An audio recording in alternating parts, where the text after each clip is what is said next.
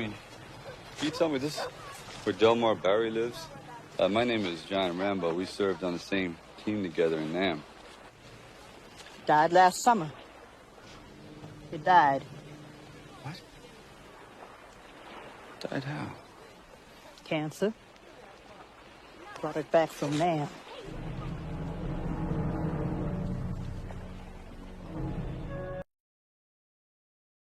I don't ever slow up, no I don't take shit. I got no love for the fakeness. If you wanna play tough and wanna hate this, I'll always show up. I don't ever slow up, no I don't take shit. I got no love for the fakeness. If you wanna play tough and wanna hate this, I'll always show up and make a statement. I don't ever slow up, no I don't take shit. I got no love for the fakeness. If you wanna play tough and wanna hate this, I'll always show up and make a statement. Everything I do so instinctive and so passionate. Every word I move so descriptive like an adjective. I got a vent.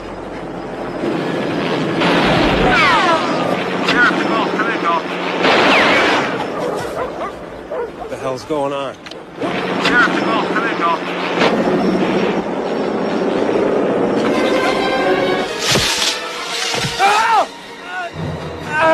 Golf, come in, goddammit!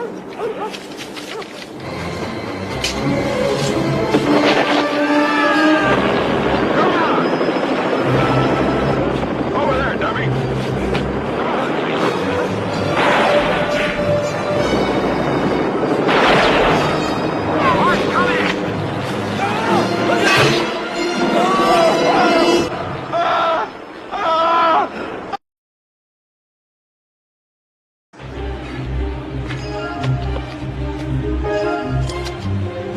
Christ, look!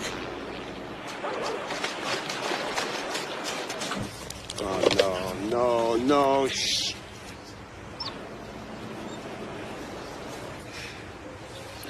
What? Spread out, damn it! I said 50 feet!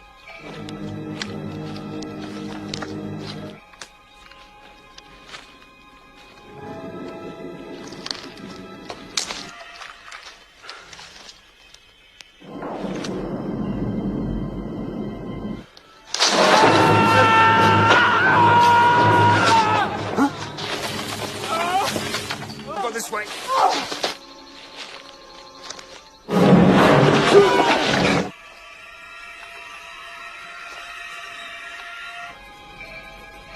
Say nothing!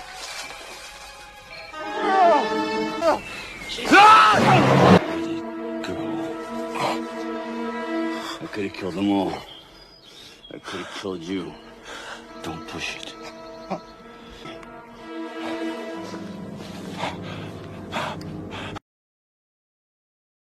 Never possessed God in heaven to make a man like Rambo. God didn't make Rambo. I made him. Who the hell are you? Colonel Samuel Troutman. I wonder why the Pentagon would send a full-bird colonel down here to handle this. I've come to get my boy. Your boy? I recruited him. I trained him. I commanded him in Vietnam for 3 years. Rambo's a civilian now. He's my problem. You don't seem to want to accept the fact that you're dealing with an expert in guerrilla warfare. Well, Rambo was the best.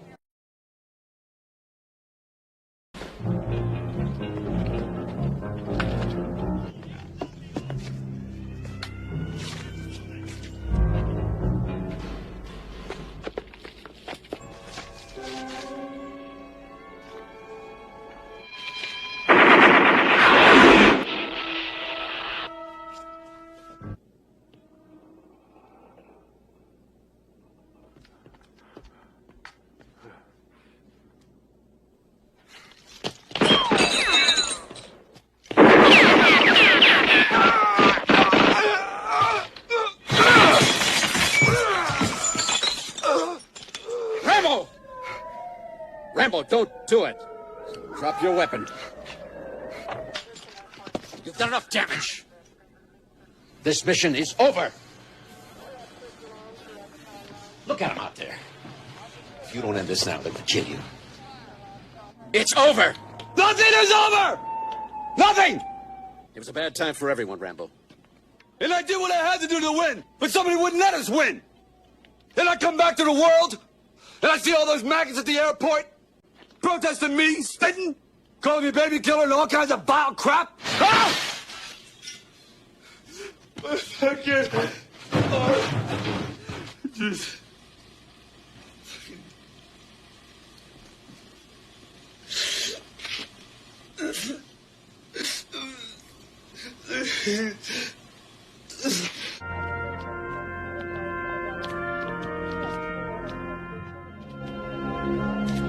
It's a long road.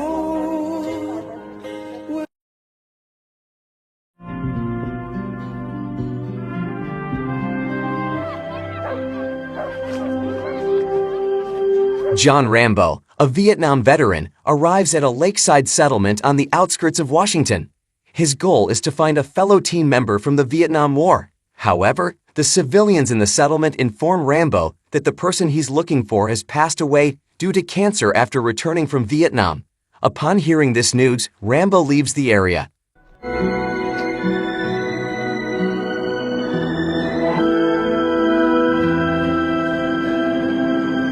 Elsewhere, a local police officer named Will prepares for his routine patrol to maintain city security. While on patrol, Will encounters Rambo on the streets, who appears to be homeless. Will is concerned that Rambo might cause trouble in the city. After learning that Rambo is heading north, Will offers him a ride. Hungry, Rambo asks Will about the nearest place to eat. Will replies that there is no dining place in the area and expresses his disapproval of Rambo's presence, considering him a potential troublemaker.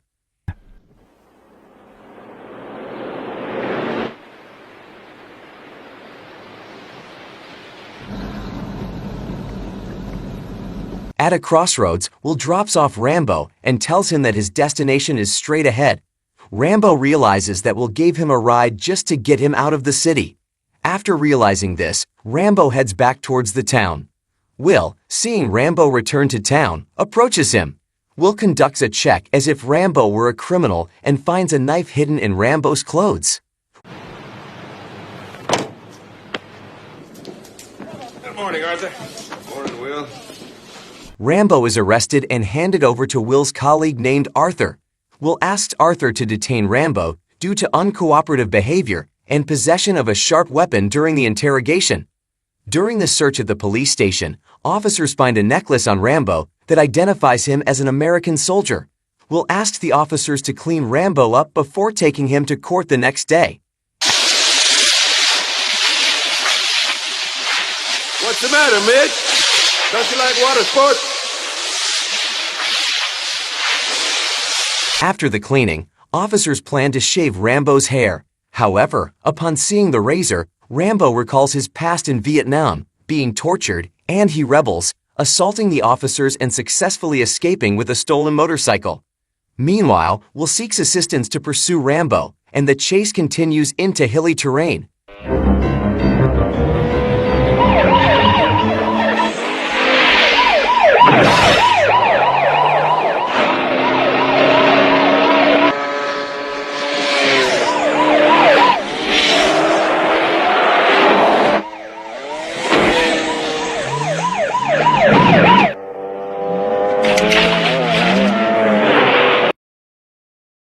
Will approaches Rambo, but his car slips and overturns.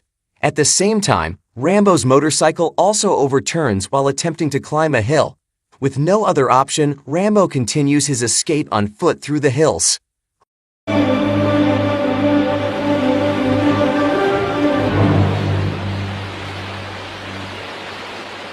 Will and his team start hunting Rambo using tracking dogs. Rambo is forced to stop as the path he takes is blocked by a cliff. Rambo tries another path, but Will and his team get closer. With no other options, Rambo is forced to descend the cliff to hide. Arthur in a helicopter spots Rambo hiding on the cliff. Arthur instructs the helicopter pilot to approach to shoot Rambo. Without any choice, Rambo decides to jump from the edge of the cliff to avoid being shot by Arthur.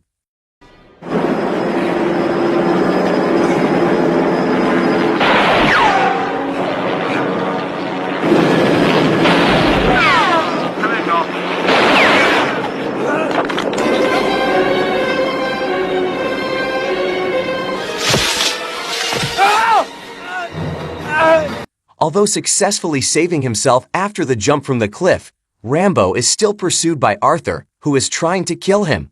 When Arthur shoots at Rambo hiding behind a tree, Rambo takes a stone and throws it at the helicopter. The pilot is startled and evades, causing Arthur to fall from the helicopter and die on the spot. Rambo immediately approaches Arthur's body to take his coat and weapons, then continues his escape. At the same time, Will and his team arrive at the edge of the cliff and see Arthur covered in blood. Oh, no. Shh.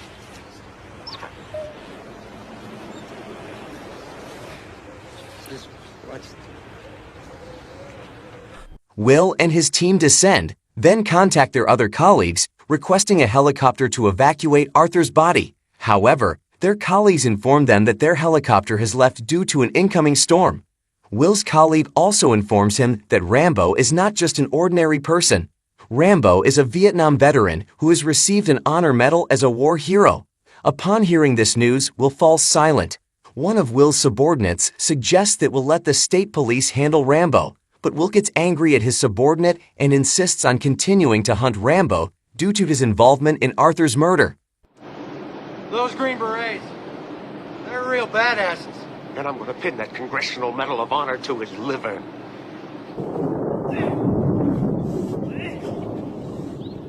In the forest, Rambo is ready to face Will and his team with combat experience and guerrilla warfare tactics. Meanwhile, Will and his team enter the forest to hunt Rambo. With his guerrilla tactics, Rambo successfully kills all of Will's tracking dogs. Jesus. He's got a gun. After losing the tracking dogs, Will and his team struggle to detect Rambo's presence around them. With guerrilla tactics, Rambo incapacitates one of Will's subordinates one by one until he finally ambushes Will. Holding a knife, Rambo states that he can kill Will and all of his subordinates, asking Will to let him go to avoid any harm. I could have killed them all. I could have killed you. Sometime later, the state police and the Washington National Guard medical team arrive to evacuate Will's injured team. Television journalists cover the incident. A police captain named Dev faces Will and asks him to let the state police take over Rambo's case. Will refuses, stating that he will continue hunting Rambo. Will also wonders why God created a killing machine like Rambo. Suddenly, a colonel named Sam answers Will's question, revealing that God did not create Rambo. He recruited, trained, and assigned him to Vietnam for 3 years. Will remained convinced that Rambo, now just an ordinary civilian, could be captured with the help of the National Guard and state police. Will asked Colonel Sam to communicate with Rambo through a radio call since Rambo had taken Arthur's radio. Locked. Every highway, road, every fire break.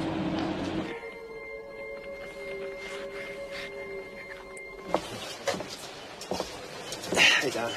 Thanks for bringing your people. State police calling John Rambo. Acknowledge. In his hiding place, Rambo heard the radio call and recognized Colonel Sam's call sign. Rambo accepted the radio call. Colonel Sam asked Rambo to surrender for the greater good, but Rambo refused. Rambo declared that he came to the town only to find food, but the police treated him as a criminal. Will and his team managed to track Rambo's location in the forest. Still reading me?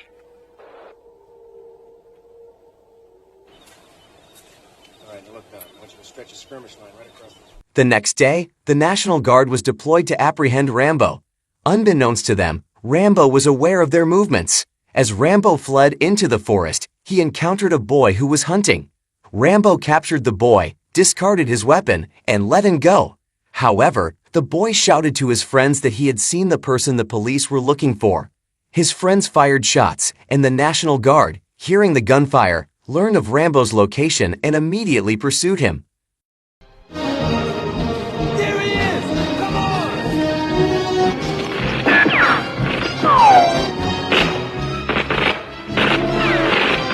There we got him! Keep firing! The National Guard reported to Will that they had found Rambo's hiding place. Will asked the National Guard to surround the location and not take any action until he arrived. Sometime later, the leader of the National Guard gave Rambo 30 seconds to come out of his hiding place and surrender. However, Rambo ignored the order, considering the National Guard as murderers. The leader of the National Guard decided to blow up Rambo's hiding place. Just let me get out of the way first.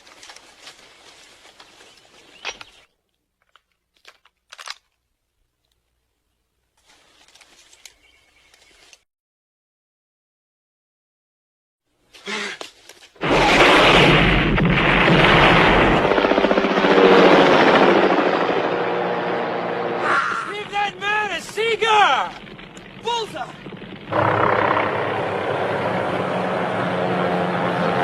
Will and Sam, who had just arrived at the location, were shocked to see Rambo's hiding place already destroyed by the National Guard. While the National Guard posed for photos, they believed they had successfully killed Rambo. However, in his destroyed hiding place, Rambo was still alive, armed with a torch he had crafted. Rambo walked through the corridors to find a way out. Outside, Will looked very angry, convinced that Rambo was dead at the hands of the National Guard. Will then left to return to his office.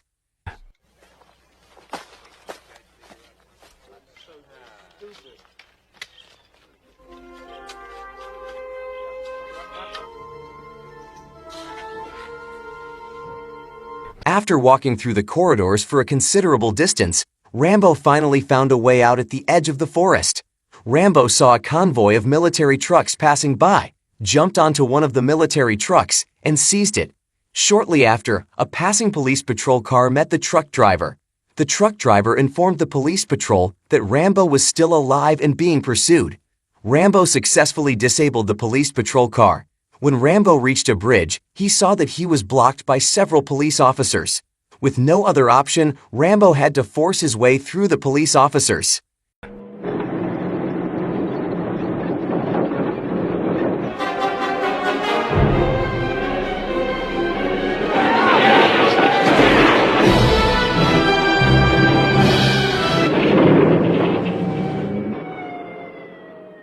That night, Rambo intentionally blew up the city's gas station with the military truck he was driving.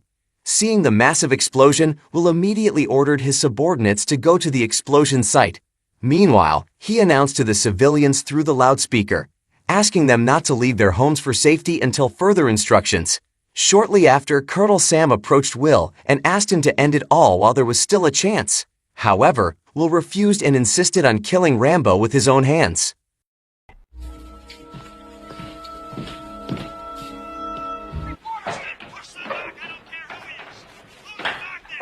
Will climbed to the roof of his office to observe Rambo's movements. Meanwhile, Rambo continued his actions and cut off some of the city's electricity. After cutting off some of the electricity in the city, Rambo went to Will's office. Inside Will's office, Rambo successfully shot Will.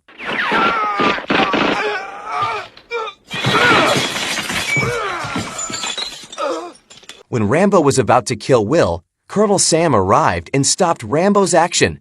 Colonel Sam tried to stop Rambo, who had caused a lot of damage. Outside, the police had surrounded the place, and if Rambo did not surrender, they would surely kill him. However, Rambo didn't care and would still fight them all. Rambo said that they started it, and they would face the consequences. Rambo also expressed his disappointment in Colonel Sam because out there, the community treated him unfairly. Returning from the battlefield, everyone scorned him and called him a murderer. Despite losing many friends on the battlefield while trying to win and serve the country, he couldn't get a job even as a parking attendant. His visit to the town was just to find food, but people regarded him as a homeless person and even called him a murderer. Hearing all of Rambo's expressions of disappointment, Colonel Sam could only remain silent, and in the end, Rambo was arrested by the police and directly escorted by Colonel Sam. It's a long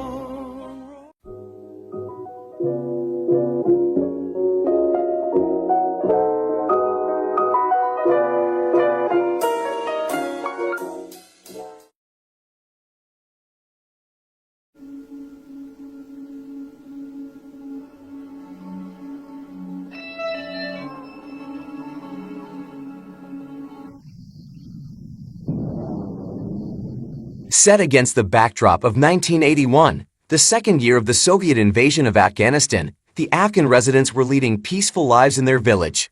However, it didn't take long for Soviet forces to attack the Afghan plains, bringing with them Soviet armored vehicles. They indiscriminately attacked the settlements, resulting in the deaths of many Afghan residents. Afghan women tried to resist, attacking one of the Soviet tanks with stones, but their efforts were futile as the Soviet troops had tear gas bombs that successfully repelled them. Soviet soldiers also shot livestock belonging to Afghan residents. Moreover, they poisoned wells and destroyed the homes of the residents.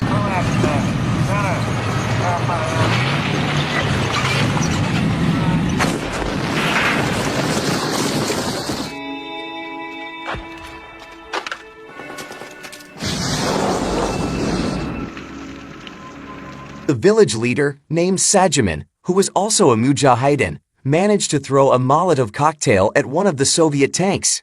However, shortly afterward, the Soviet forces captured him. Major Daskal, the commander of the Soviet ground forces, ordered his subordinates to kill Sajiman by crushing him with a tank. Afghan women came and asked the Soviet soldiers to release Sajiman. One Soviet soldier named Samad, an Afghanistan descendant who was pro-Russia, could only hold back Sajiman's prospective wife named Sharina. Major Daskal immediately instructed Private Koverchenko, the tank operator, to crush Sajiman.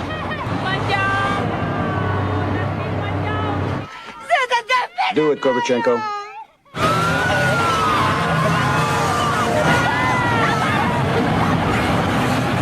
After executing Sajiman, the tank carrying Major Daskal joined the convoy of tanks that had already gone towards Kandahar.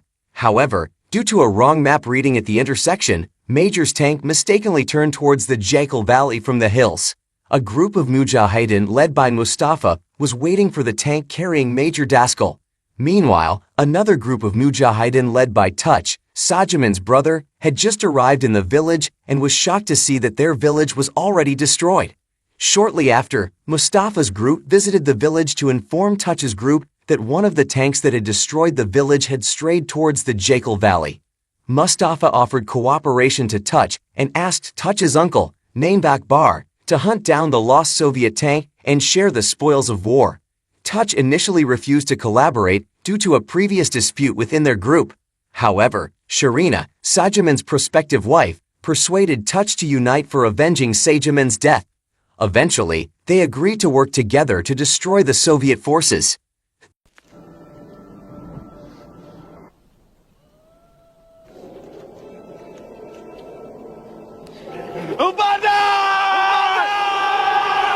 The tank carrying Major Daskal was still on the move. They were unaware that they had strayed until they stopped momentarily to recheck the travel route. Since their radio was damaged by a Molotov cocktail and the partially burned map, they had to guess the correct direction toward Kandahar. Shortly after, a group of mujahideen arrived and attacked them. However, Major Daskal and his subordinates managed to move away from the attacking mujahideen.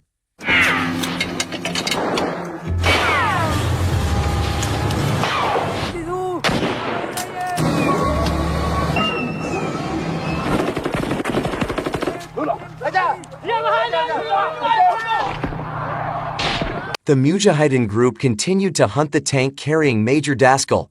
During their pursuit, they found a water puddle, but it turned out that the water had been poisoned by Major Daskal.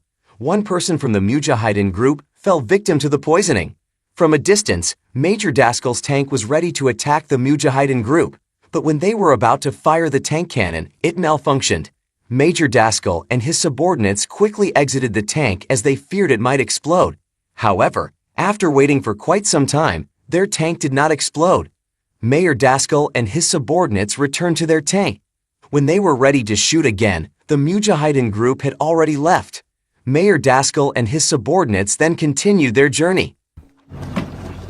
Get us out of here, Koverchenko.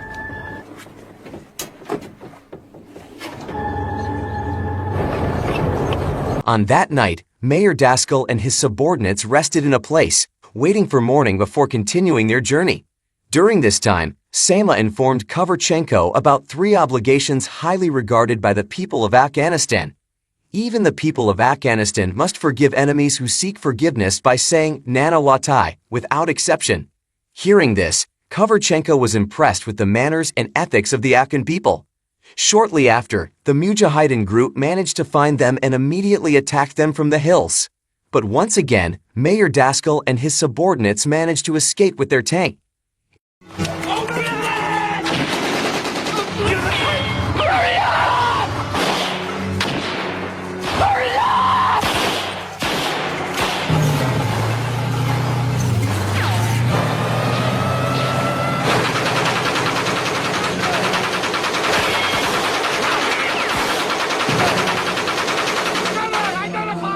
In the morning, Mayor Daska and his subordinates stopped at the riverbank, where Samad was praying. Suddenly, Mayor Daskal ordered to measure the depth of the river. Samad felt angry because Mayor Daskal did not order other soldiers and instead disturbed his worship. But Mayor Daskal insisted that Samad check the depth of the river. As Samad moved into the river, Mayor Daskal suddenly shot him. Other soldiers were shocked by what Mayor Daskal had done. It turned out that Mayor Daskal believed that Samad was a traitor who had revealed their location to the Mujahideen group. After that, Mayor Daskal and his remaining subordinates crossed the river with their tank.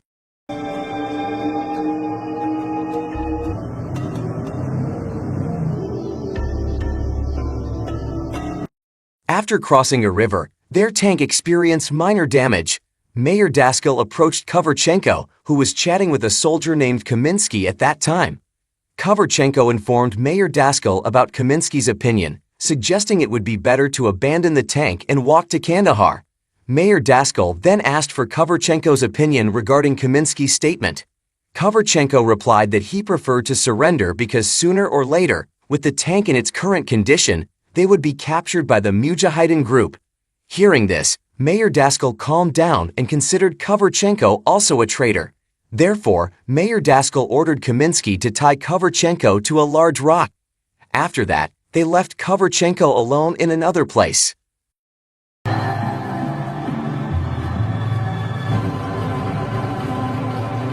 Elsewhere, Akbar was approached by Sharina, who led the women to help fight against the Soviet forces. However, Akbar forbade them and ordered the women to return to the village. Meanwhile, Mayor and his remaining subordinates finally saw a convoy of tanks showing dust from a distance. But suddenly, Mayor Daskal asked Kaminsky to stop their tank because the path they took was blocked by a ravine. On the way back to the village, the Afghan women found Kovarchenko tied up. They immediately threw stones at Kovarchenko, venting their anger.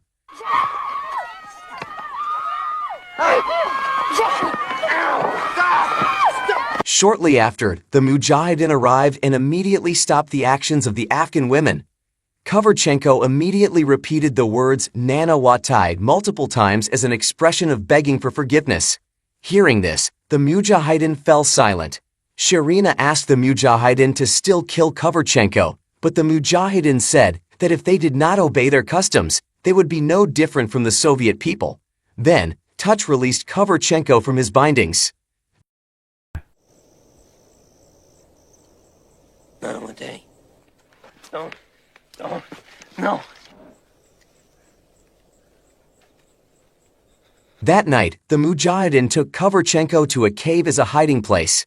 While there, Touch asked Kovarchenko to fix their damaged RPG. In no time, Kovarchenko successfully repaired the RPG. The Mujahideen then signaled Kovarchenko to help them destroy the Soviet tanks because Touch also knew that Kovarchenko had been abandoned by his comrades. Kovarchenko agreed to help the Mujahideen destroy the Soviet tanks.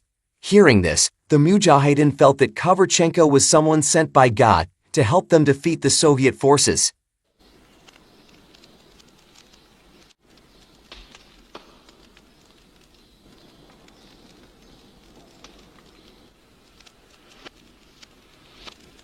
The tank carrying Mayor Daskal stopped due to running out of fuel. But not long after, a Soviet helicopter approached them. Mayor Daskal and his remaining subordinates were very happy because finally, they could return safely. The two subordinates quickly ran to board the landing helicopter. However, Mayor Daska chose to return home with the tank because he did not want to abandon his tank. The helicopter pilot warned Mayor Daskal that the only way out of the Jekyll Valley was the intersection where they got lost before. Therefore, Mayor Daskal had to return to that intersection. and unexpectedly, Mayor Daskell ordered his 2 subordinates to accompany him and take a little fuel from the helicopter. If not, he would shoot them all in the air.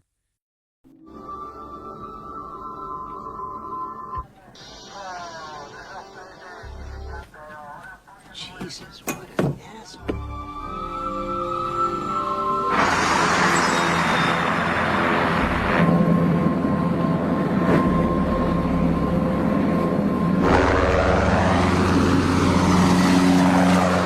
Mayor Daskell continued to order his subordinates to drive their tank nonstop. Eventually, Kaminsky mentioned that the tank's engine was overheating and the radiator needed water. After traveling a considerable distance, they encountered the Soviet helicopter crew who had died from poisoning after drinking the water previously poisoned by Mayor Daskell. Not long after, Mayor Daskell saw the Mujahideen approaching them from a distance. He also spotted Kovarchenko among the Mujahideen. Mayor immediately ordered his subordinates to prepare for the impending battle. However, due to the tank overheating, they had difficulty starting it. As the Mujahideen approached, the tank's engine finally started, and Mayor Daskell managed to escape. I got it, sir!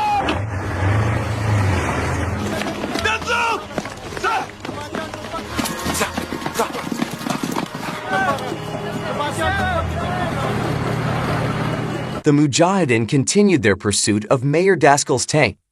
Kovarchenko and Touch were at the forefront, leading the Mujahideen in chasing the tank carrying Mayor Daskell. Because the tank's engine was too hot and couldn't move quickly, Kovarchenko and Touch managed to overtake and planned to ambush the tank from the front. When they were in the best position to shoot, Kovarchenko immediately attacked the tank carrying Mayor Daskell with an RPG. Unfortunately, Kovarchenko only hit the tank's muzzle.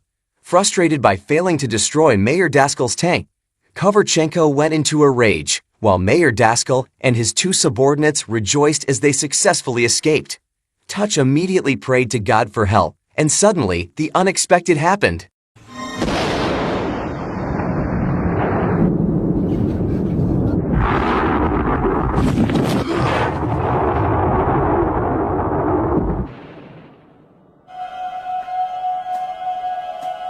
The women dropped large rocks on the tank, but Mayor Daskell kept fighting, shooting in all directions with his tank until the ammunition ran out.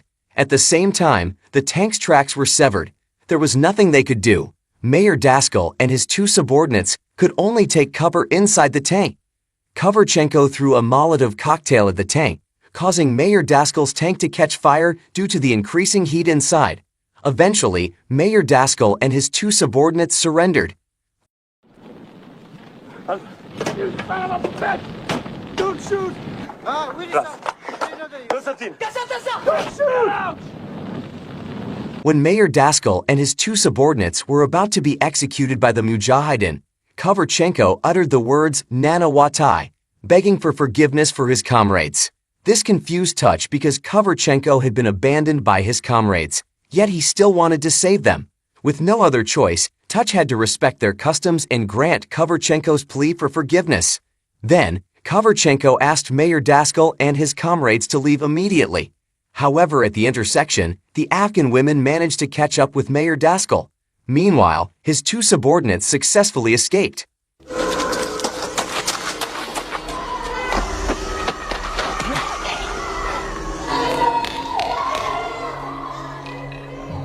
Afterward, Sharina handed Mayor Daskell's blood-stained uniform to Touch and Kovarchenko. At the same time, a Soviet helicopter arrived to pick up Kovarchenko. The Mujahideen and Afghan women hurriedly hid, but Kovarchenko did not join them. Kovarchenko chose to return home with the helicopter. Touch could only watch as Kovarchenko left with the helicopter.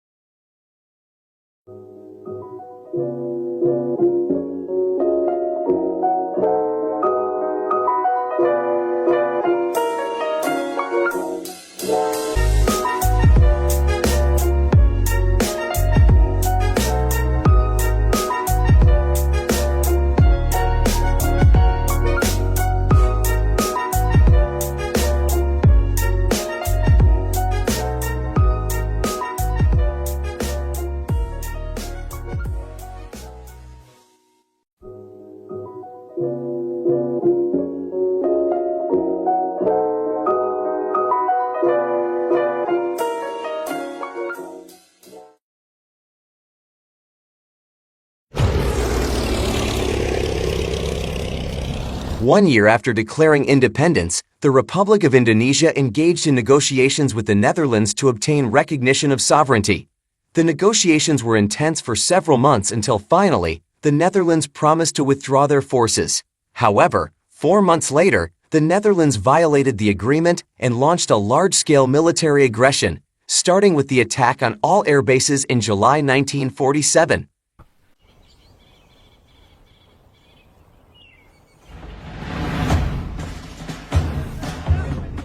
At an Air Force base named Maguwo, cadets were busy assembling and cleaning an aircraft named Prince Diponegoro, as President Sukarno was scheduled to visit the base. Shortly after, President Sukarno arrived with General Sudirman and Suryadi Suryadharma, the head of the Indonesian Republic Air Force. President Sukarno came to the base to inspect the readiness of the Prince Diponegoro aircraft. When President Sukarno was about to touch the Prince Diponegoro aircraft, a cadet named Mulyono informed him that the paint on the aircraft had not dried yet. President Sukarno greatly appreciated his action.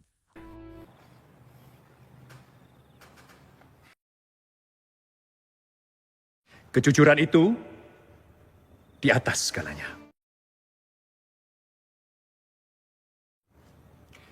Mohon dicatat. During a training flight, a cadet named Sigit was suddenly attacked by Dutch aircraft. Fortunately, Sigit managed to survive before his plane crashed and caught fire. Following the attack, the officers of the Indonesian Republic Air Force held a meeting to discuss the Dutch aircraft that had attacked Sigit and also targeted the Maguwo Air Base. Fortunately, all aircraft at the Maguwo Air Base were successfully secured. There was nothing they could do. They could only wait for orders from the Supreme Commander. For now, we wait for orders from the Supreme Commander at the Maguwo Air Base, said Suryadi Suryadharma. Kita tunggu perintah dari Panglima Tertinggi. Sigit had just awakened from his fainting spell after the previous attack. He then approached his friends who were making a replica fighter plane. The replica aircraft was made to deceive the Dutch so that they would dispose of their ammunition if they attacked again. While the cadets were digging, after successfully making a replica of the fighter plane, the Netherlands attacked the Maguwo Air Base again. Hit!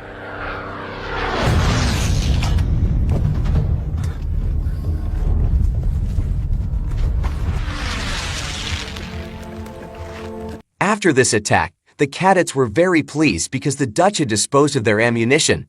The success of the cadets in deceiving the Dutch was highly appreciated by their commander named Susipto. The cadets were then asked to make another replica aircraft. However, a cadet named AG refused this order. AG really wanted to practice flying aircraft like the pilots, but Susipto insisted that the cadets continue the task he had given them. Lanjutkan.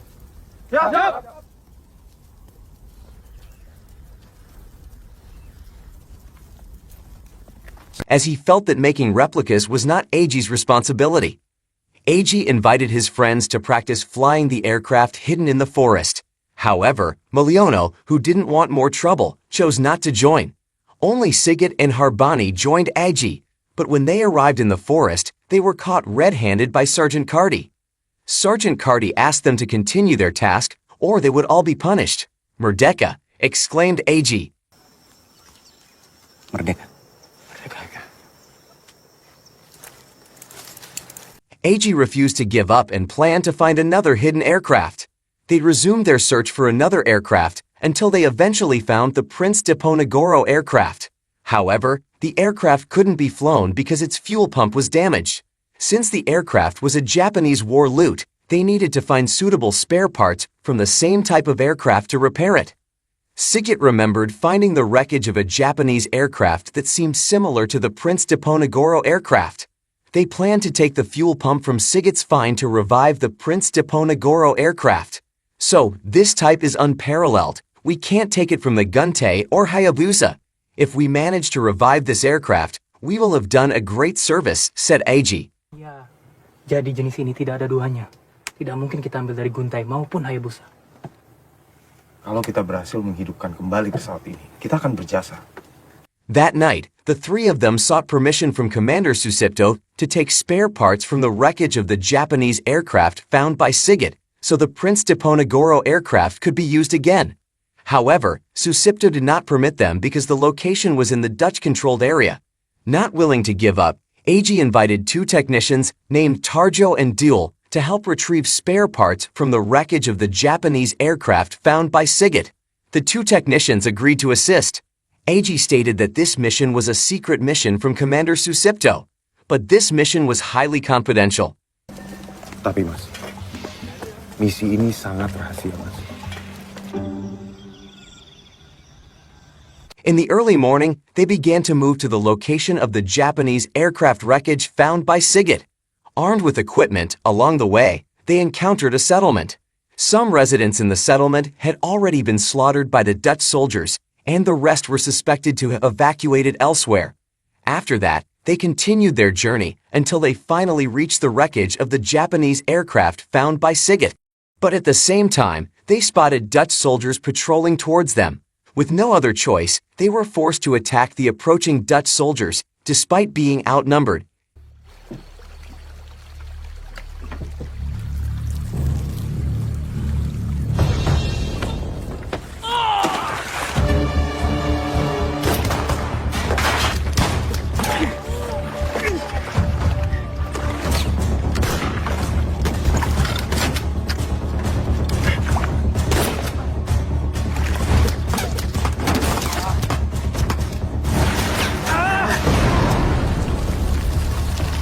AG and his friends successfully eliminated the Dutch soldiers.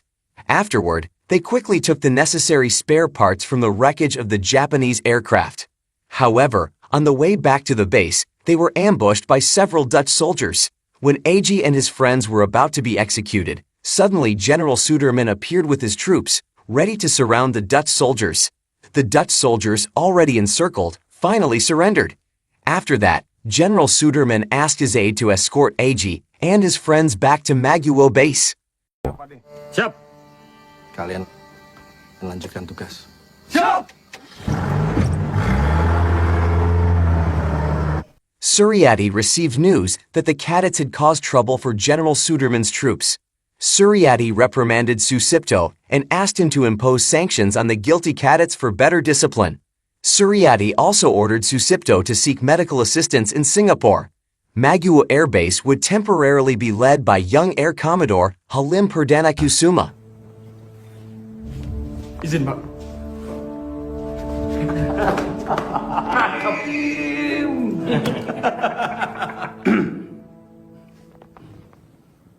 That night, the cadets and technicians replaced the fuel pump of the Prince Diponegoro aircraft.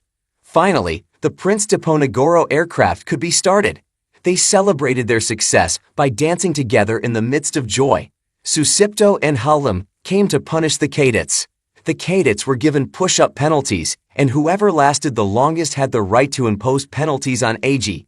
One by one, the cadets began to fall and couldn't endure, until finally, Mulyono was the last one standing.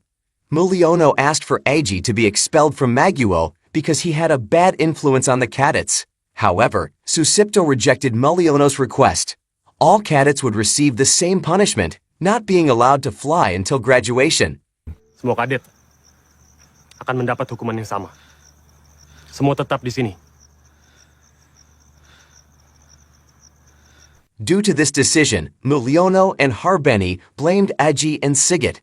The four of them got involved in a fight, but the commotion stopped when Sergeant Cardi arrived and informed them that they were ordered to move all the aircraft from the forest to the runway because the next day, the Indonesian Air Force would attack the Dutch.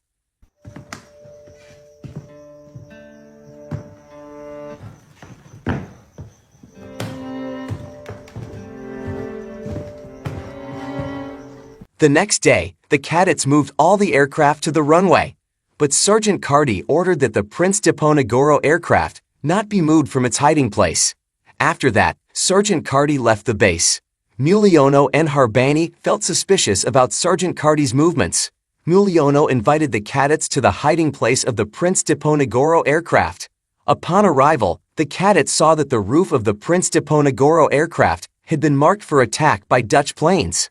The cadets only realized that Sergeant Cardi had become a Dutch spy.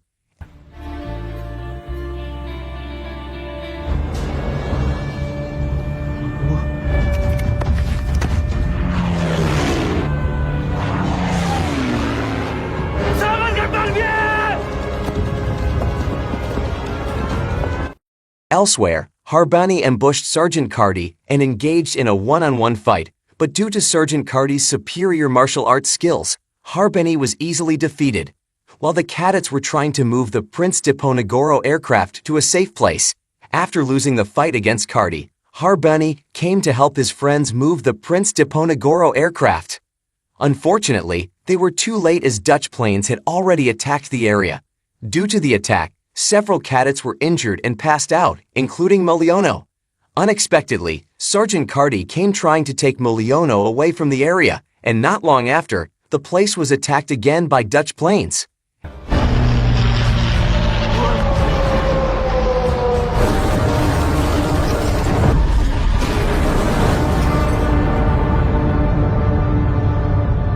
As a result of the attack, Sergeant Cardi was killed by bomb fragments, but Mulyono was saved. The Netherlands successfully destroyed all the fighter planes on the runway, including the Prince de Ponegoro aircraft. After the attack, Suriyeti ordered Halim to evacuate Maguwo base and evacuate all the injured. Membela Maguwo dan tanah air sampai titik darah penghabisan. Merdeka! Merdeka! Merdeka! However, the cadets were determined to retaliate against the Dutch and fight the Dutch to the last drop of blood. The determined cadets then faced Suriyeti, asking for permission to attack the Dutch using the remaining planes. Halim also argued that the impromptu air attack would make the Dutch think hundreds of times before moving again, and it could boost the morale of the Indonesian army. Hearing this, Suriyeti allowed the cadets to launch the attack, even though the cadets were still undergoing the punishment of not being allowed to fly. Halim akan bantu kalian untuk menyiapkan strategi. Kami siap laksanakan. That night, Halim explained the attack strategy to the cadets that would be launched in the early morning. Halim ordered the cadets to attack the Dutch weapon and logistics warehouses. In the early morning, Mulyono, Harbani, Aji, and Sigit were ready to carry out the attack mission. Before the cadets left, Suriyeti said he would wait for them all to return safely. After that, the cadets boarded their respective planes.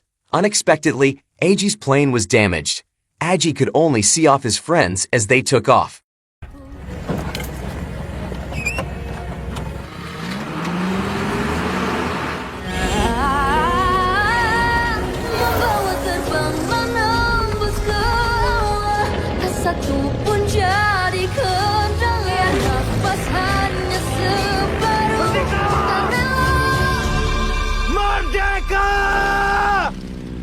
After flying for a while, the cadets finally arrived over the Dutch headquarters. The cadets immediately launched an attack on the targeted area. The air attack by the cadets successfully destroyed the Dutch weapon and logistics warehouses. By morning, the cadets returned home safely.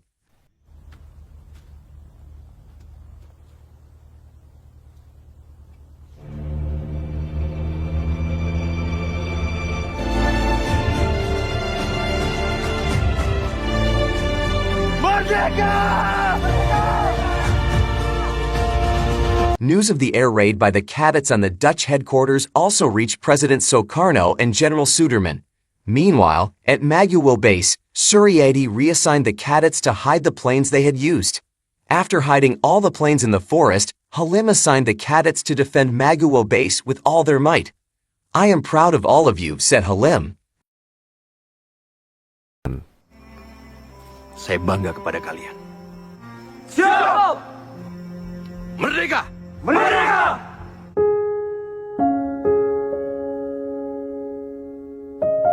The air raid on July 29, 1947, was the first air operation in history that declared the existence of the Republic of Indonesia and spread internationally. The bravery of the cadets inspired all the youth in every line to fight to defend independence. Finally, the Dutch military aggression ended on August 5, 1947.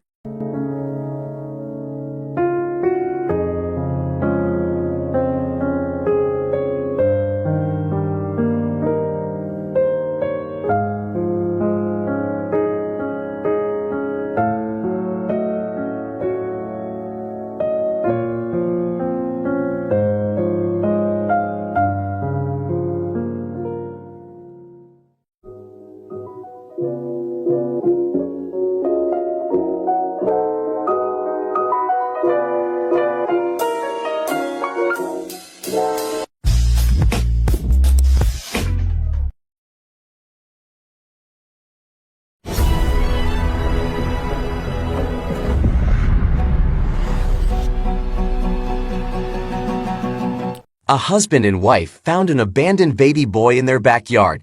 They named the boy Qiao Feng and raised him as their own child. Coincidentally, they had not been blessed with a child of their own. As time passed, Feng grew into a good teenager. Later, Feng's foster parents enrolled him in the Shaolin school to learn Kung Fu.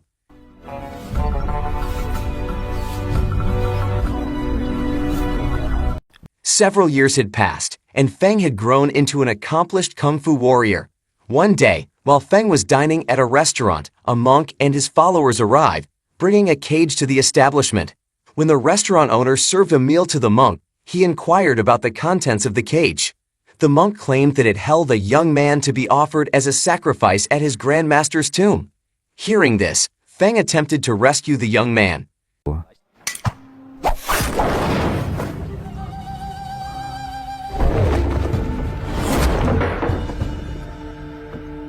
To avoid a commotion, Feng tried to negotiate with the monk to release the young man, but the monk refused and insisted on taking him for the sacrifice. With no other choice, Feng had to fight the monk and all his followers.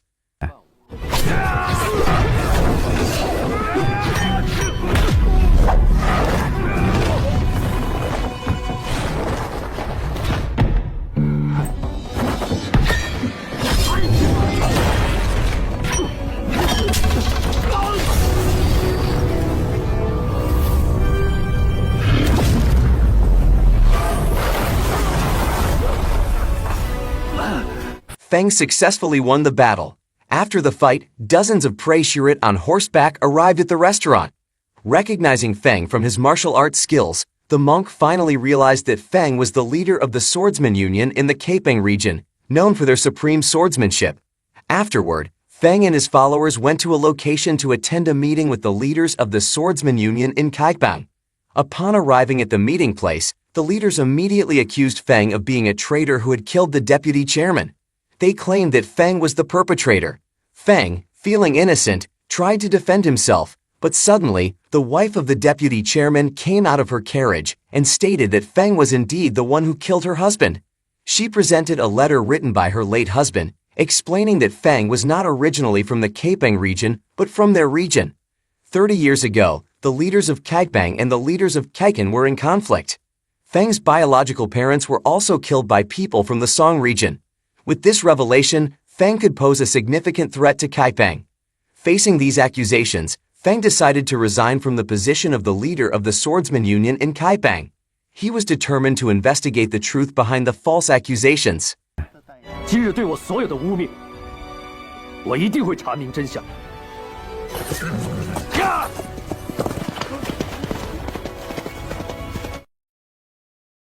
The next day, Feng visited his foster parents to gather information about his biological parents. Upon reaching their home, Feng found his foster parents already dead. Shortly after, two people arrived at the house, accusing Feng of murdering his foster parents. Feng immediately incapacitated the two and fled. Later, Feng visited the Grandmaster at the Shaolin school, where he had learned Kung Fu in the past, to gather information about his biological parents. There, Feng also found the Grandmaster of the Shaolin school had been killed. Once again, someone saw Feng and accused him of murdering the Grandmaster. As Feng tried to escape from the pursuing Shaolin disciples, he noticed a suspicious disciple entering one of the rooms. Feng immediately chased and caught the person. It turned out that the individual had stolen a Shaolin Inner Power Manual. Shortly after, the Shaolin Master and disciples found Feng in the room. Once again, Feng was accused of stealing the Shaolin Manual. A Shaolin Master attacked Feng with his inner power. Due to the attack, the captured disciple also suffered. However, it turned out that the Shaolin disciple was a woman in disguise. Not wanting to harm the Shaolin disciples, Feng fled, taking the woman with him.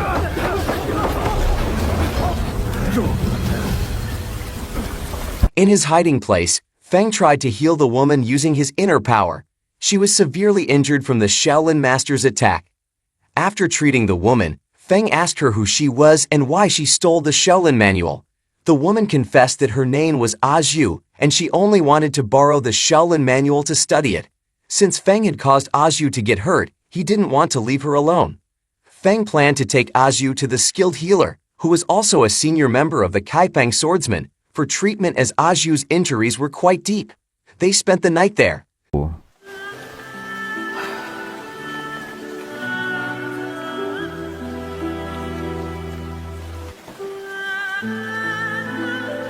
The next day, Feng took Azhu to Kaipang to meet the skilled healer. However, during the journey, Azhu's condition worsened. Feng could only channel his inner power to help Azhu endure. Feng decided to stop for a moment and care for Azhu until her condition improved slightly. Elsewhere, the Kaipang swordsmen gathered and planned to kill Feng, uniting because they knew Feng's martial arts skills were terrifying. However, Feng came to the place to meet the skilled healer. Fearlessly, Feng entered the gathering place and was immediately confronted by the swordsman. When meeting the skilled healer named Su, Feng pleaded for Su to treat Azhu. Su refused because Feng was already considered a major criminal. However, Su agreed to treat Azhu if Feng would fight the swordsman. Reluctantly, Feng complied with the conditions. Before the fight, they agreed to face each other without any brotherly ties. After the agreement, Feng fought against the swordsman.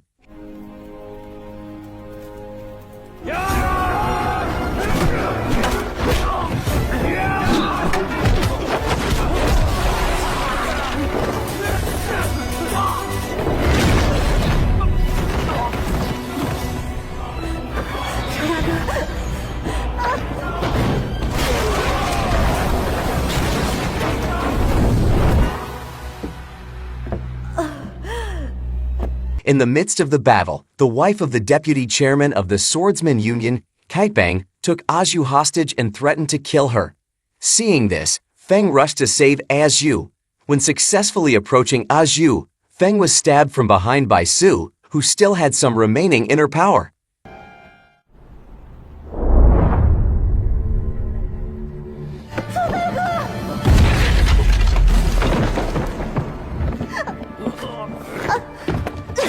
With the remaining strength, Feng rose again and continued to fight until the last drop of blood.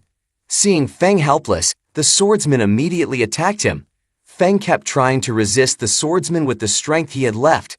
However, in the midst of the battle, a mysterious swordsman helped Feng and took him away.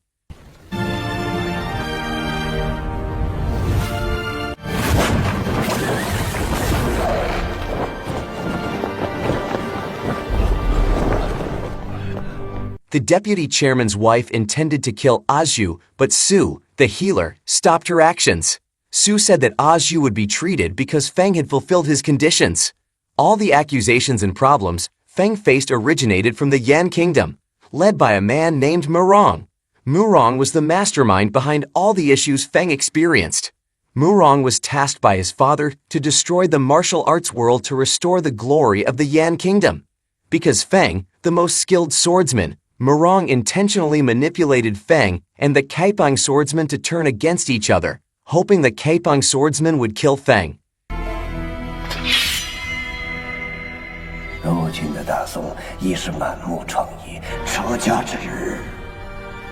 Several days passed, and Azhu finally fully recovered. Azhu planned to escape by disguising herself as Su, the healer. With her disguise, Azhu successfully deceived the guards. When Azhu met the real Su, she immediately strangled him and stabbed him. After that, Azhu set the place on fire and escaped.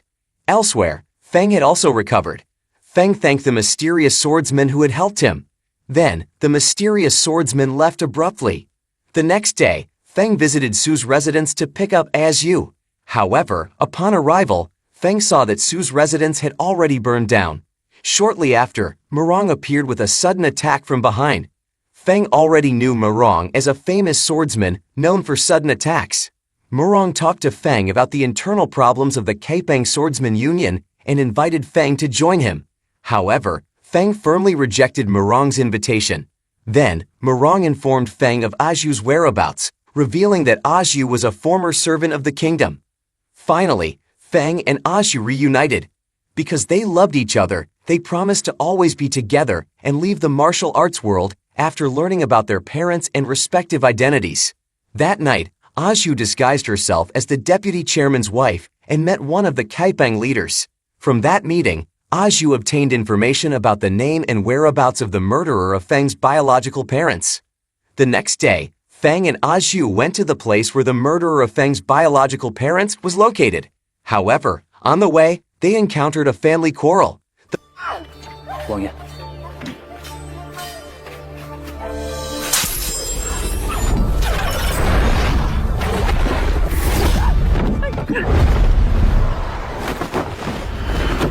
The person Feng had helped approached him and expressed gratitude.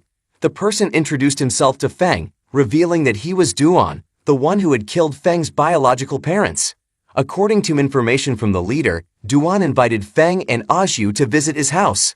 However, Feng refused and stated that he would meet Duan that night.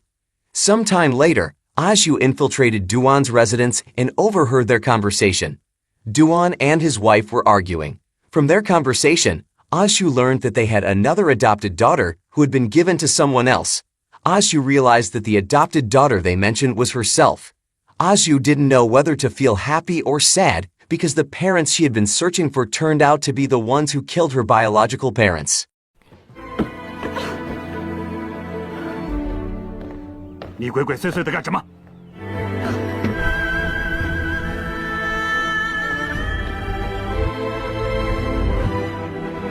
That night, Feng visited Duan's son and informed him that his father would be killed that night. If Duan's son wanted to seek revenge later, Feng would be willing to wait. Then, Feng went to meet Aju first on their ship. But Duan was already there and said that Aju had been secured. Without hesitation, Feng immediately attacked him with his internal strength techniques.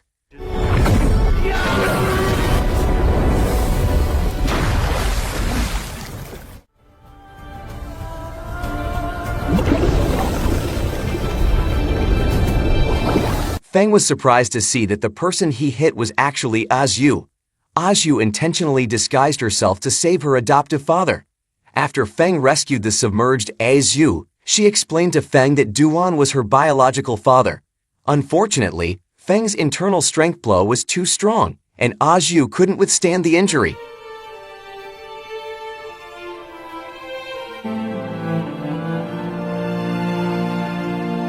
Feng brought Aju's body to her adoptive parents and explained everything.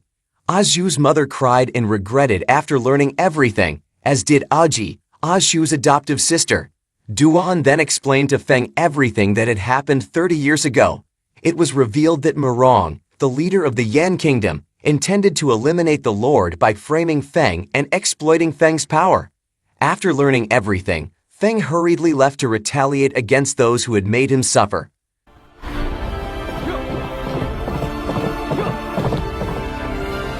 Feng went to Ba's residence and intended to eliminate Ba because Ba had conspired with Murong. Suddenly, Eiji appeared while beating the deputy chairman's wife. Feng immediately kicked Ba until he was thrown outside. Murong had arrived with his troops. Instead of helping, Murong ordered his men to kill Ba. Shortly after, Feng appeared and immediately fought Murong. While Murong's men tried to kill Eiji, Feng rushed to help Eiji, who was under attack. After Feng successfully helped Aji, she gave Feng her father's heirloom sword. Then, they both together eliminated Murong's men in the midst of the battle. Murong appeared and attacked.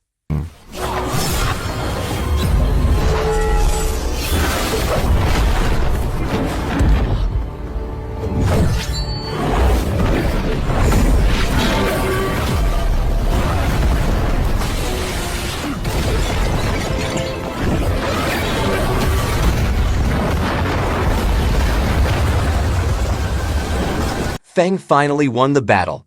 Shortly after, the Kaipang swordsman arrived at the scene. The Kaipang swordsman, who now knew the truth, finally followed Feng again.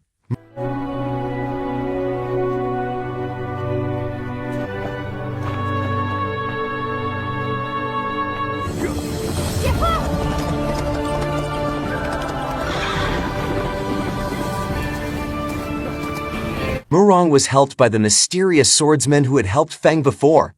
It turned out that the mysterious swordsman was Murong's father.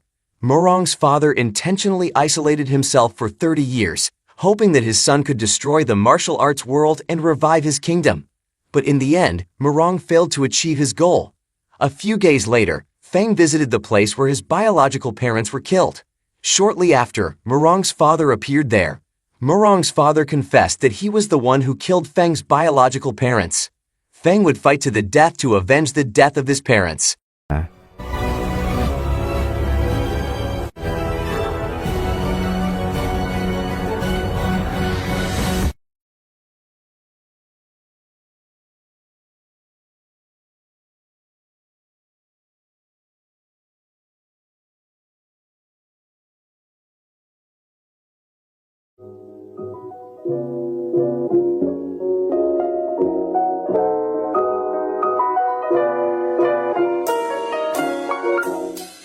This film, released in 2017, tells the story of a young American seeking revenge against terrorists who killed his girlfriend.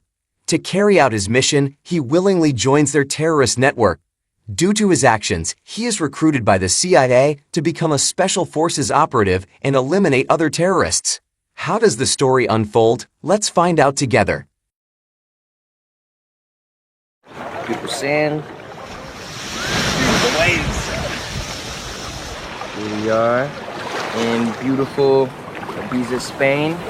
An American man named Rap and his girlfriend, Katrina, are vacationing on a beach in Spain. During this time, Rap proposes to Katrina to be his wife. After being together for a long time, after proposing to his girlfriend, Rap buys drinks feeling thirsty. While ordering drinks, a group of terrorists led by a man named Adnan attacks the beach. Amidst the attack, Rap continues to search for his girlfriend. Rap also gets shot, but he keeps trying to find his girlfriend until Adnan shoots Katrina right in front of Rap.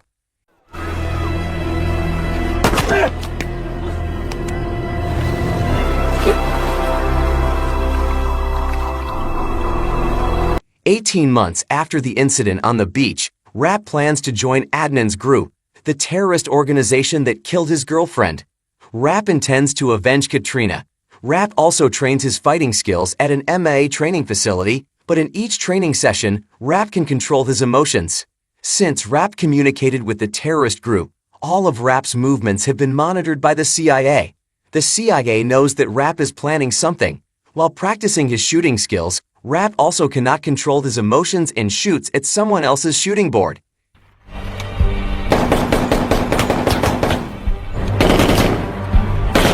In the evening, Adnan's group asks Rap to come to their headquarters the next day. The next day, Rap immediately goes to Adnan's headquarters. When Rap meets one of Adnan's henchmen, Rap is asked to take off his glasses. From those glasses, Rap takes out a small knife. After that, Rap is taken to meet Adnan.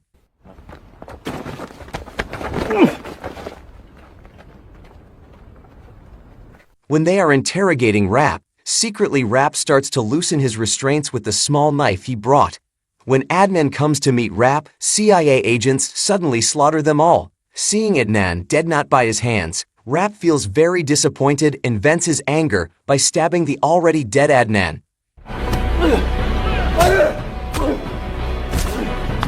He's dead. After that, Rap is interrogated at the CIA headquarters.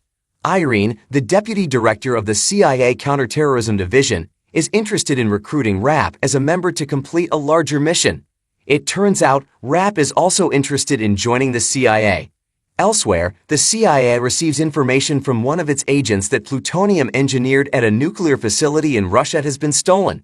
If the thieves find the nuclear trigger and a physicist who can develop it, they could turn it into a weapon ready to be detonated anytime. If they get their hands on a nuclear trigger and a physicist to build it, they'd be able to arm it and detonate it. The next day, Rap was taken to the CIA agent training facility in a forest. Rap will be trained by a man named Harley Stan, a former U.S. Navy soldier.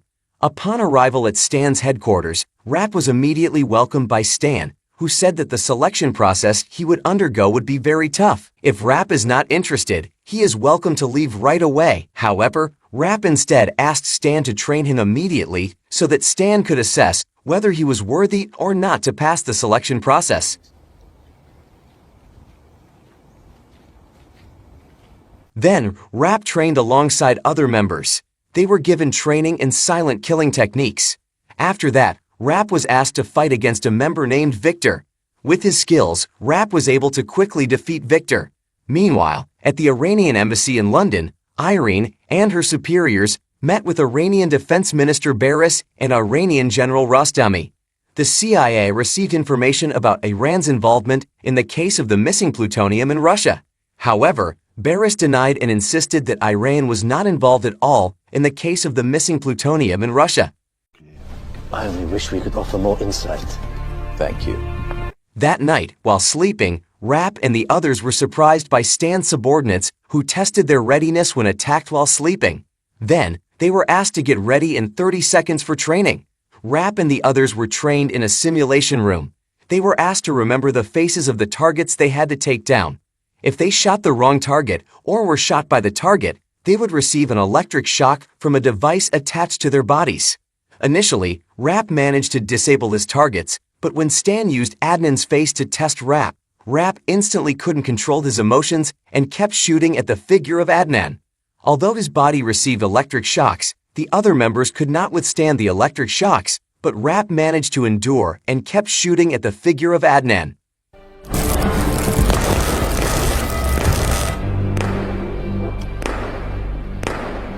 In Poland, a man named Roni is trading stolen raw plutonium with 3 Russians. But in the middle of the transaction, 2 policemen suspected their activities in the car and immediately checked them. Inside the car, Roni immediately killed the 2 policemen and the 3 Russians. In the midst of chaos, Roni left the scene. At his headquarters, Stan saw the news on TV about Roni's shooting in Poland. Seeing that, Stan was surprised because Stan knew Roni. The next day, Stan was asked to meet Iron. Iron told Stan that there had been a theft of 15 kilograms of plutonium from one of Russia's nuclear facilities. Then, Stan showed Roni's photo to Irene via his phone. Stan believed that Roni was involved in the plutonium sale transaction. It turns out that Roni is a former Navy soldier and the best CIA agent ever trained by Stan. Irene asked Stan to lead a mission to Istanbul, Turkey, to capture Hamdi Serif, an arms supplier from outside Turkey. Irene believed that Hamdi was involved in the plutonium transaction because Hamdi was previously known to have bought Russian-made nuclear triggers. Stan would be sent to Istanbul and would meet with a CIA agent there named Annika. Irene wanted Stan to bring Rapp into his team. I want Rapp on the team. But it will be. After that, Stan returned to his headquarters and called Rapp. Stan played a video recording of Rapp proposing to Katrina. Because of that, Rapp got angry and immediately attacked Stan, but Stan instantly managed to disable Rapp and warned Rapp not to bring personal problems during the mission. Stan said that Rapp would be brought on the mission to capture Hamdi.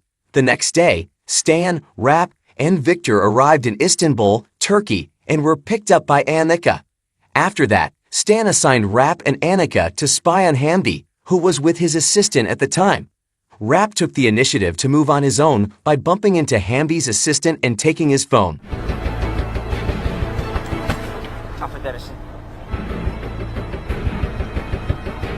After that, they returned to the YOI headquarters in Istanbul.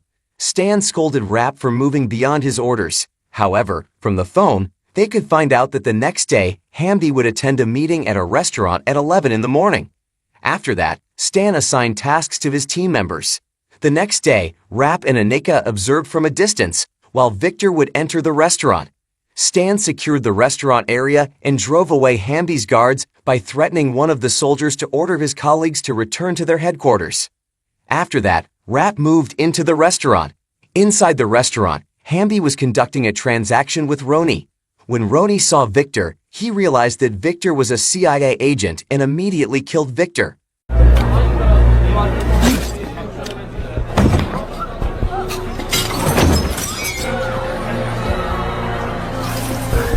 Rapp immediately reported to Stan that the target had disappeared and Victor was dead. Stan immediately ordered the mission to be stopped, but unexpectedly, Rapp acted on his own, taking Hamdi's assistant hostage and asking him to follow wherever Hamdi went. Upon reaching Hamdi's apartment, Rapp let Hamdi's assistant live and left him. Rapp infiltrated Hamdi's apartment, where Hamdi was with an entertainer and his henchmen. After eliminating Hamdi's henchmen, Rapp immediately took down Hamdi and seized Hamdi's laptop.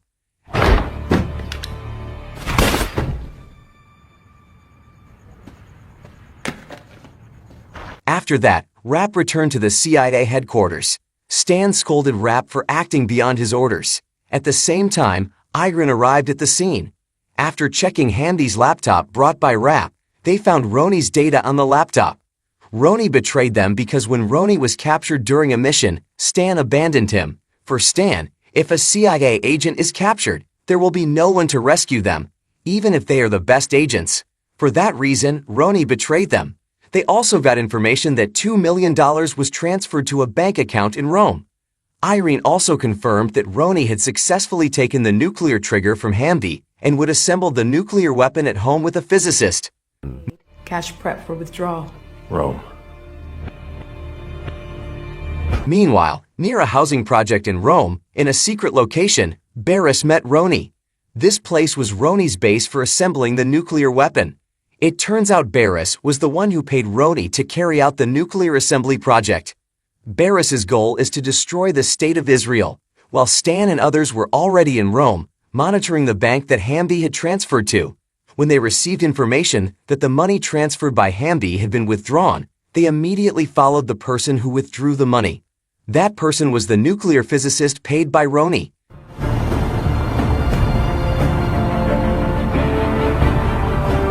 They followed the physicist to a hotel. Rapp and Annika stayed in the room next to the physicist to monitor his movements. Meanwhile, Stan waited outside the hotel, waiting for information from Rapp. But Roni's henchmen realized that the physicist was being watched by the CIA, so they immediately ambushed and captured Rapp and Annika. Roni interrogated Rapp and Annika, asking about Stan's whereabouts. Meanwhile, outside, Stan began to suspect because Rapp hadn't given him any information. Then, Stan entered Rapp's room and immediately eliminated all of Roni's henchmen, but Roni managed to escape through the window. Afterward, they captured the physicist and interrogated him. The physicist said he was only following Roni's orders. Rapp, knowing that Roni was very ambitious to capture Stan, then asked if there was a personal matter between Stan and Roni. But Stan only replied that Roni was currently assembling a nuclear weapon, and Stan asked Rapp to clean himself up. Clean yourself up. When Rapp cleaned himself up, he saw the news on TV that the President of the United States had ordered the 6th Fleet of the United States Navy to leave its headquarters in Italy. Annika approached Rapp and helped treat his wounds. After treating the wounds, Annika asked Rapp to rest and said that they would hunt down Roni the next day. Hearing this, Rapp immediately became suspicious of Annika because only Rapp and Stan knew about Roni from the friendly side. Rapp immediately apprehended Annika, suspecting that she was an Iranian spy. After interrogating Annika, they obtained information that Annika was indeed an Iranian spy, and her superior was Annika's own uncle, who happened to be an old friend of Stan. After that, Stan met Annika's uncle. Annika's uncle explained that the mastermind behind the nuclear assembly was Barris and Rostami. They paid Roni to ensure that their plan would not be suspected by the CIA. He also mentioned that Annika had tracked Barris's movements through her phone, and at that moment, Barris was in Rome. In the midst of their conversation, they didn't realize that Roni was already spying on them from a distance. Roni immediately killed Annika's uncle and captured Stan.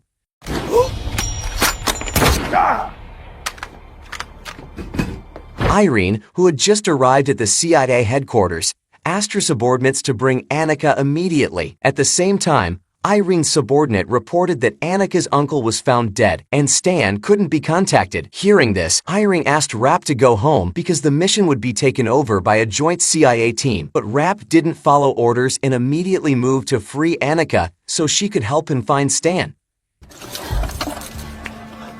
I need your help. Elsewhere, Roni expressed his disappointment to Stan for leaving him when he was caught first. Roni underwent torture when captured and blamed Stan for everything. Because of that, Roni betrayed his country and began taking dirty jobs. But Stan said that Roni's capture was his own fault for not listening to his orders. After that, Roni began torturing Stan by pulling out Stan's nails, so Stan would reveal the whereabouts of his team. At that moment, because Stan's team would surely thwart his plans, Stan kept silent. When Roni got too close to Stan, Stan bit Roni's ear. At the same time, Barris asked Roni to finish his personal matters quickly because Roni's mission was completed.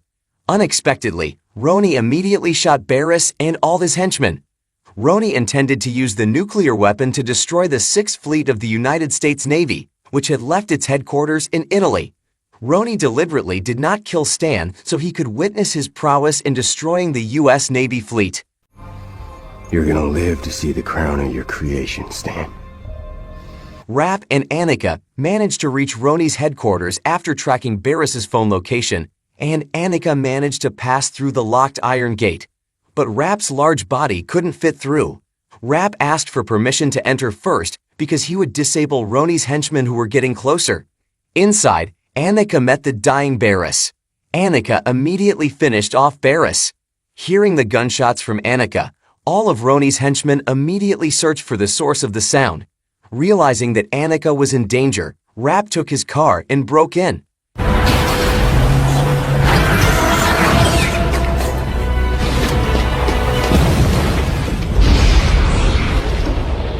After successfully entering, Rapp immediately rescued Stan.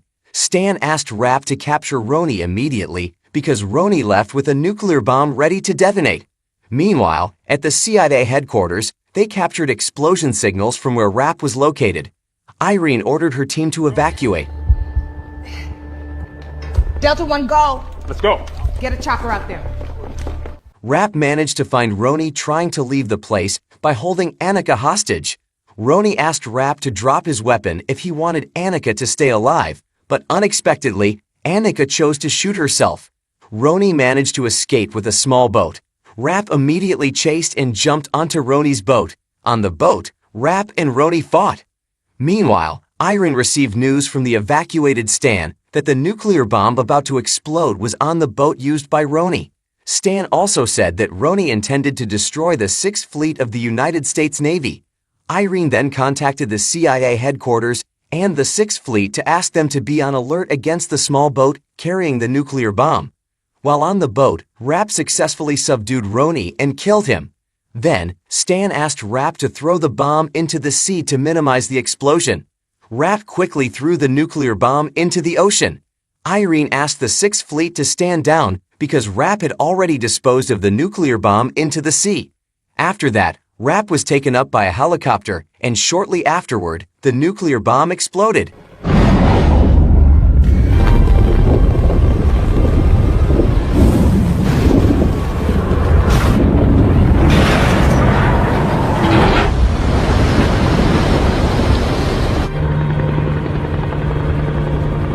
After the explosion, the commander of the Sixth Fleet reported to the CIA that they were okay, and the radiation caused by the nuclear bomb was very low because it exploded in the sea.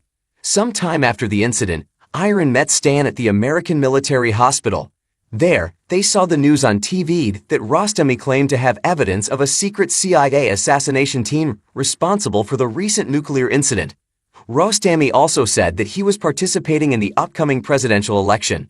Rostami was fully supported to restart Iran's nuclear program and intended to destroy America. But when Rostami was in the elevator, someone was already there.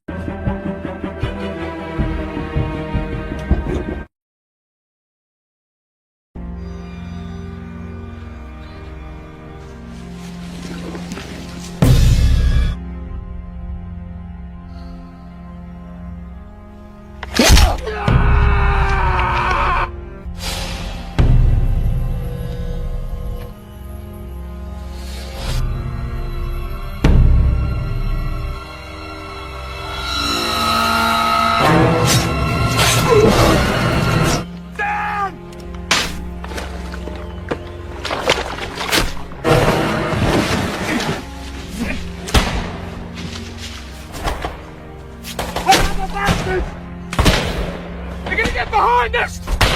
Go back after the truck! Back then! After the truck! Jack.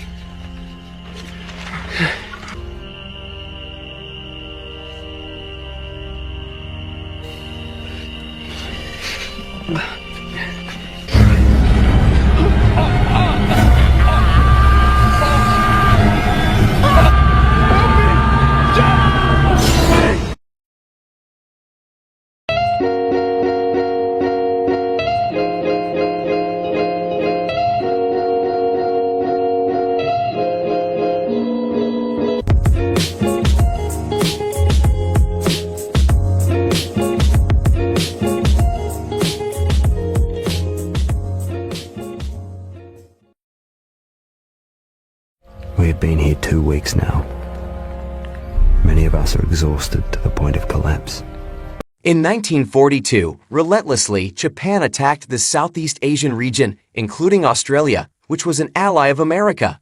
America, focused on Pearl Harbor and the Philippines at that time, couldn't assist Australia. Many Australian forces were besieged by Japanese forces, and fewer than 10,000 Japanese troops followed the footsteps of the Australian forces from Kokoda under their new colonel's command. The Australian troops headed towards Isu-Rafa village, and after 2 weeks there, many of them died from exhaustion and even starvation. One Australian soldier from the 39th Battalion, named Jack, was running to find his brother named Max. Shortly after, Jack found his brother being carried on a stretcher and severely injured. Jack.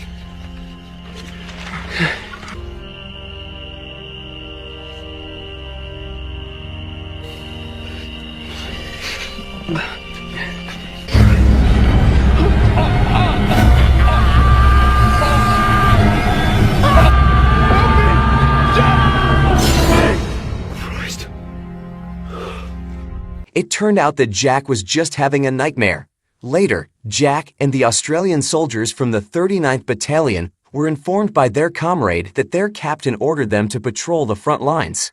They prepared all their weapons and hastily set out. After traveling quite a distance, they finally reached the front lines. There, they observed every corner of the area because it was known that Japanese soldiers roamed the forest. When the captain was surveying the surrounding area with his binoculars,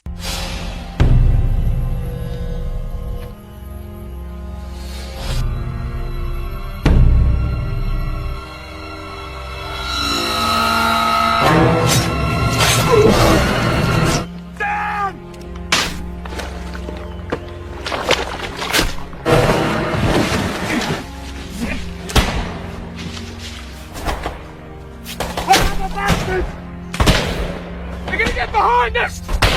Go back after the truck! Back then! After the truck! as the direction of the attacks was unknown, the Australian soldiers chose to retreat and return to a safe path. Unfortunately, one Australian soldier got separated from the group. Feeling safe, the Australian soldier tried to leave his hiding place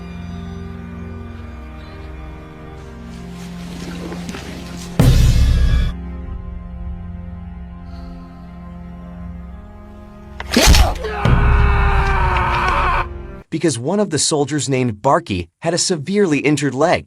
They took shelter behind a fallen tree trunk. Jack contacted the headquarters with a communication radio and reported that their captain had been killed, and now their situation was dire.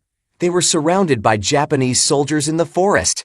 However, in the middle of the conversation, the communication radio suddenly went off due to signal interference.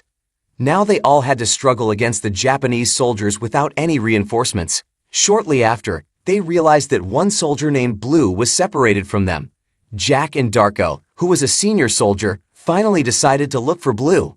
Before going to find Blue, Jack instructed his brother Max and other soldiers to go to Isu-Rafa village first, and they would follow there.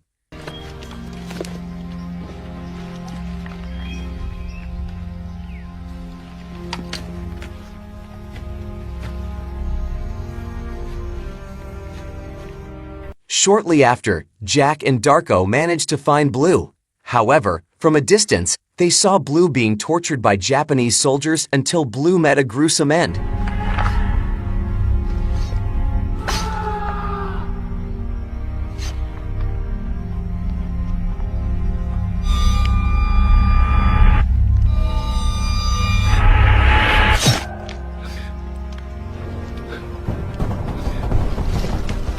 As Jack and Darko hurriedly moved away from there, they encountered a soldier named Daniel, but not long after, an unexpected event occurred.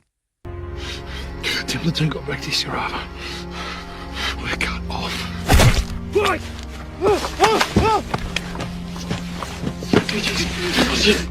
With caution, Jack and Darko continued to walk through the forest, searching for the whereabouts of Max and the others.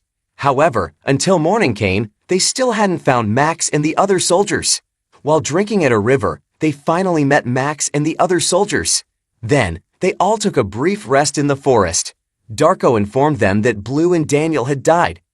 After that, they resumed their journey towards Isurafa village. The terrain in the forest was extremely challenging, and with great struggle, they kept moving. Until, in the middle of the journey, they encountered a soldier resting.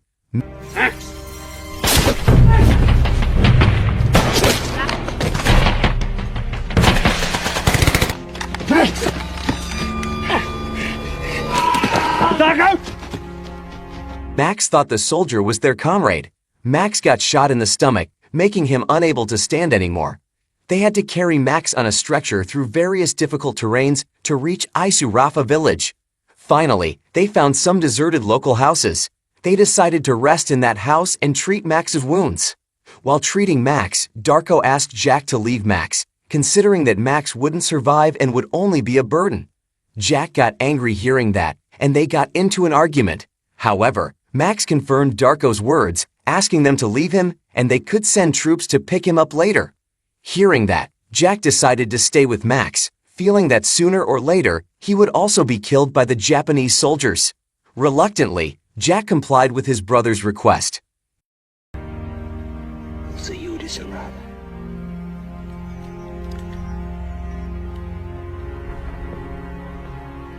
After that, Jack and the others hurriedly left to continue the journey to Isurafa village. On the way, they encountered 2 Japanese soldiers on guard. While hiding, Darko decided to kill the 2 Japanese soldiers.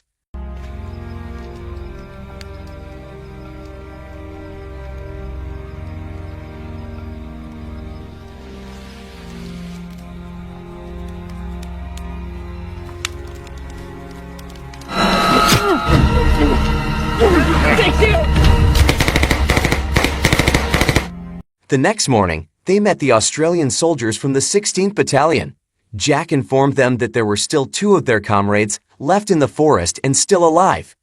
Turning to Max and John, when John was giving Max a drink, they heard the sound of Japanese soldiers coming to that place. John diverted the attention of the Japanese soldiers, but while hiding, John was ambushed by the Japanese soldiers, while Max prepared with his weapon.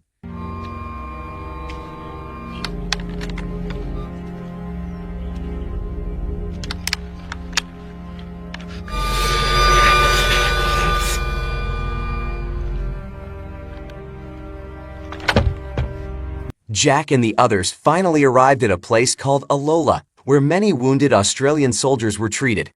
In that place, Jack and Darko decided to join the Australian soldiers who still wanted to fight against the Japanese soldiers. They took positions in the previously dug defensive trenches to protect the place from Japanese soldiers' attacks.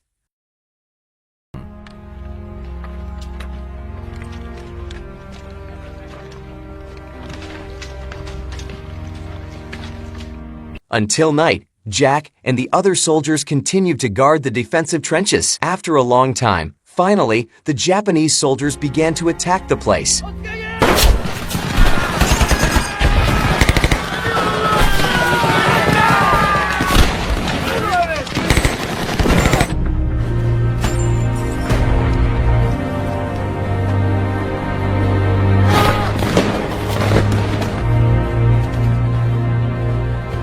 Many Australian soldiers died in that battle, including their comrade, Barky. However, their sacrifices were not in vain because, in the end, they managed to defeat the Japanese soldiers there. Now, I don't know a lot of you by name. Your gallantry, your courage, but you are some of the finest soldiers I have ever seen. For history will remember you. Now we are relieved, and we will leave the battle. In the end of the movie, it is seen that Max was successfully rescued and carried on a stretcher to Isurafa village with them.